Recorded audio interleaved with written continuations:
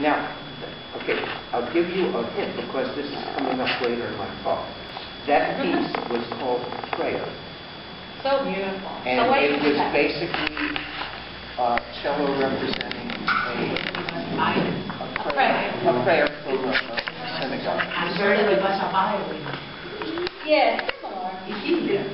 Judaism has a bunch of like generic melodies that they use for each We're going to prayer. get to that. I did this one. Very good. We're just Okay, starting. now what do I do? What's my job though? Do I Okay, just stay here? I'm going to go into the next part of my set. Okay. This is demo now. Let me grab my other one.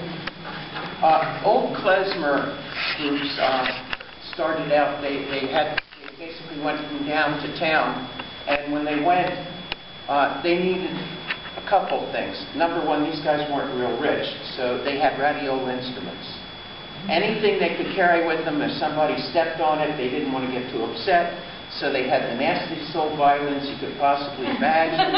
They had some bent-up old trumpets they took with them. They had some drum sets.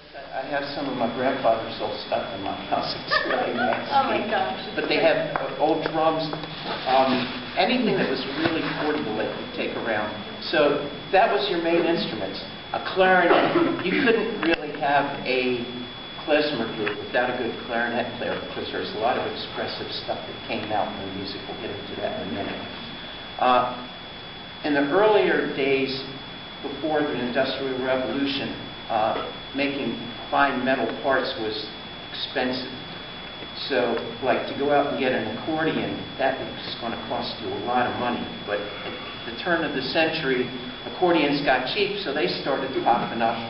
And then pianos. Well, you can't carry a piano around from town to town, but if you were playing in the fellowship hall at a synagogue for somebody's bar mitzvah or wedding, there was a piano there, so pianos started being used as well.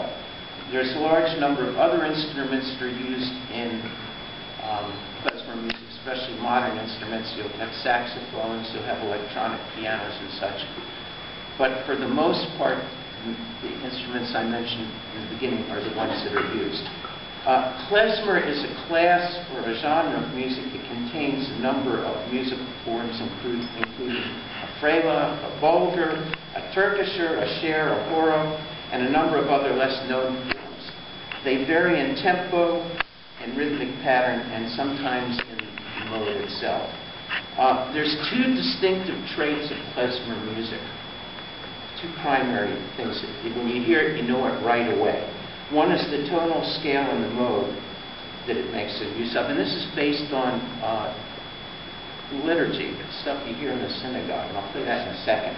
The other is the ornamentation of particularly your violin player and the clarinet player. The ornamentation that they try to make, there's no Yiddish term called lachen mit Tränen, which means laughing with tears, and that comes out in the music. You can almost hear it, and I'll give an example of that in a minute. I'm going to play 3 scales for you, and we're going to have a show of hands. Who can guess which is which?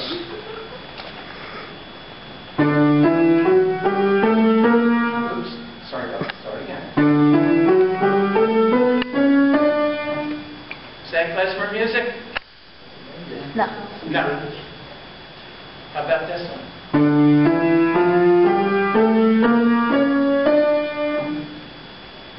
Getting closer. Are we there yet? No. Okay, the dead giveaway for klezmer music is the augmented second. This is minor. It starts at the minor scale. But listen, what happens is when you take the second up and drop it down half a step. And here's the scale now. And that translates into a nice little mode.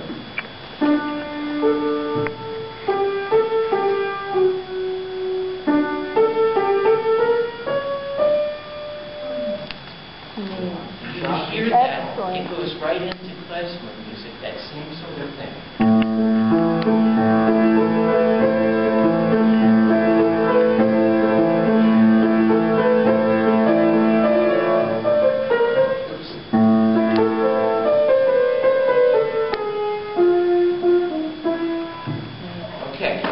So now we can go into the main attraction here. This is East Side Show. So I play this now? Go ahead and go into demonstration.